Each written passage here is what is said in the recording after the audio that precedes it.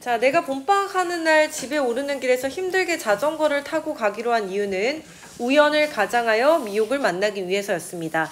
엄마가 미옥의 편지를 압수한 이유는 나가 연애에 빠져 학업에 소홀할 것으로 생각했기 때문이죠. 자, 엄마와 아빠가 대립할 수밖에 없는 이유 중 하나는 엄마가 나의 편지를 압수한 행위를 아빠가 갈취라고 표현했기 때문이고요. 하지만 그 이면에는 손님으로 온 아저씨가 떠날 생각을 하지 않는데 아빠가 아무런 조치를 취하지 않기 때문입니다. 자, 미옥의 편지 내용은 네가 정말 나를 좋아한다면 오늘 학교 끝나고 교회 느트네모 앞으로 오면 마음을 받아주겠다라는 내용이었고요. 자, 나와 상관없는 남의 외로움 때문에 울 수 있다라는 것은 어떤 의미냐? 나의 고통이나 외로움에 매몰되지 않고 남의 고통과 외로움에 공감하며 한 인간으로 성장한다는 의미이다 라고 볼 수 있는 거죠. 자, 요거는 그 뒤에 이어지는, 그래서 이제 국어 선생님이 해줬던 이야기와 좀 연결해서 볼 수 있습니다. 그러면 우리 이제 소설의 마지막 대목을 한번 살펴보겠습니다. 자, 아빠에게 그 아저씨가 기억나냐고 물어보는데 워낙에 형님들이 많아서 말이지 라고 하면서 아빠가 기억을 하지 못해요. 자, 그런데 나야말로 왜 새삼스럽게 아저씨를 궁금해하는 것일까 라고 생각합니다. 그러다가 국어 선생님이 해줬던 이야기를 떠올려요.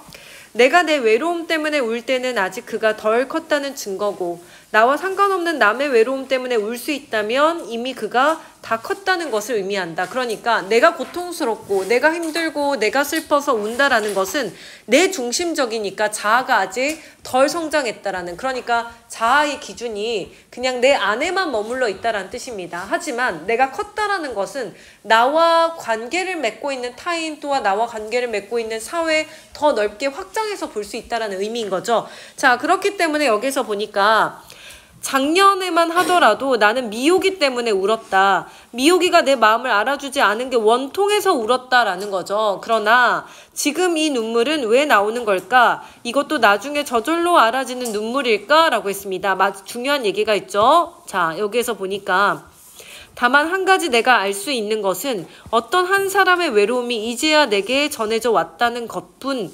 나는 이제 17살이다. 더 이상 어린애가 아닌 것이다. 라고 했습니다. 그래서 아저씨의 어떤 외로움, 그러니까 이 아저씨가 어떻게 보면은 조선족으로 이 대한민국에서 살아가는데 느껴야 하는 어떤 외로움과 고통과 이런 것들에 대해서 비로소 내가 그것을 공감하기 시작했다라고 볼 수 있습니다. 그래서 아저씨의 외로움이 내게로 전해져 왔고 아저씨를 생각하면서 이제 울게 되었다라는 거. 자, 이게 바로 나의 성장의 증거입니다. 결말은 아저씨가 떠난 날 엄마가 돌아오고 17살이 된 나는 아저씨를 생각하며 눈물을 흘립니다. 자, 뒤에 2번 문제 쓸 거예요, 여러분. 집에 가시는 거 아닙니다. 자, 2번 문제 작성을 해보겠습니다.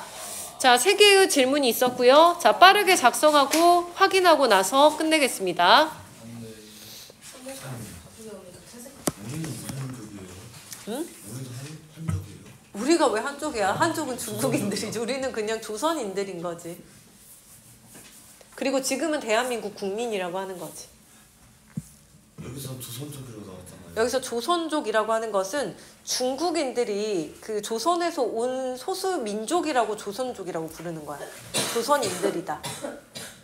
우리는 딱히 뭐라고 부르지 않나요? 우리는 그냥 지금은 대한민국 국민이라고 부르는 거지. 조선이라고 하는 거는 옛날 우리나라의 국호였던 거잖아. 근데 지금은 우리가 국호가 바뀌었으니까 대한민국 국민이라고 하는 거지. 현대사회에서 지금 가족의 의미가 퇴색됐어요? 현대사회에서 가족의 의미라고 하는 것은 예전에 우리가 가족이라는 거는 좀 넓은 의미로 보잖아. 근데 지금은 어떤 걸 가족이라고 생각할까? 같이 사는, 그러니까 그냥 직계가족만 가족이라고 생각하는 거잖아. 그래서 넓은 의미에서의 가족의 의미가 퇴색됐다라고 보는 게 좀 더 정확할 것 같아. 그 왜 그럴까? 옛날에는 마을 단위 안에서 공동체 안에서 이렇게 가족들이 살아가잖아. 그러니까 예를 들면은 큰 집, 작은 집들이 농촌 같은 경우에는 같이 이렇게 농경사회 안에서는 비슷비슷한 근거리에 살잖아. 근데 산업화가 되니까 어떻게 돼? 사람들이 점차적으로 도시로 나가기 시작하고 가까운 친인척이라고 하더라도 각각 사는 주거지들이 각 따로가 있게 되는 거고, 그래서 자연스럽게 물리적으로도 정서적으로도 멀어질 수밖에 없게 되는 거지. 그래서 명절이 아니면 만나지 않게 되는데 사실상 너네 세대에도 명절을 지금처럼 중요하게 생각할까? 그래도 너네는 명절을 경험했던 세대이기 때문에 중요하게 볼 수 있겠지만 더 나중 세대들은 그런 문화 자체, 풍속 자체도 없어질 수 있는 거지. 중요하게 생각하지 않을까요? 할까? 공휴일이잖아요. 그럴까? 그러니까 공휴일이니까 굳이 가족과 만나는 대신 뭐 어딘가 놀러를 가거나 이런 게 더 많아지지 않을까? 그냥 휴일이다라는 의미만 강해지고. 자, 시간 관계상 선생님이 답을 공개할게요. 자, 현대사회에서의 가족의 의미가 퇴색된 이유는 현대사회에서 가족의 의미와 범위가 협소해졌기 때문입니다. 전통적 의미에서 대가족이, 자, 이거 다 적으셔야 집에 갈 수 있어요. 자, 대가족이 완벽하게 적지 않더라도 대략적으로 메모하세요. 자, 대가족이 해체되고 직계가족의 의미만 강조되고 있다. 이는 사회 변동과 저출산 등의 영향으로도 볼 수 있다. 그래서 가족이라고 하는 것이 갖고 있는 의미도 퇴색되고 또 점차적으로 세대에 따라서 문화도 달라지고 풍속도 달라지고 이러한 것들이 가족의 의미가 달라지는 부분이라고 할 수 있습니다. 자, 작가가 작품을 통해 비판하고자 하는 바는 무엇인가? 자아를 형성해가는 나라는 서술자를 통해 일가 친척을 소홀히 하는 오늘날의 모습을 비판적으로 반영한다라고 볼 수 있습니다. 아저씨가 오래 머물자 가출을 함으로써 무언의 압력을 가하는 엄마와 겉으로는 예의를 갖추었지만 아저씨가 떠나자 연락도 하지 않고 금방 잊어버리는 아빠의 모습을 통해서 일가 친척의 의미가 사라지는 현대사회를 비판하고 있다라고 볼 수 있습니다. 자, 그래서 여기에서 사실은 나뿐만 아니라 어머니와 아버지도 아저씨를 불편하게 여겼다, 진정한 가족으로 여기지는 않았다라는 점을 통해서 일가 친척의 의미가 점차적으로 사라져가는 현대사회의 모습을 비판적으로 본 것이다 라고 할 수 있는 거죠. 네. 와. 자, 마지막으로 얘들아 앞에 잠깐만 봐봐. 선생님 이거 페이지 한 번만 넘길게요. 오늘 우리가 했던 내용을 세 가지의 키워드로만 정리를 해보겠습니다. 첫 번째는 이 소설은 성장소설입니다.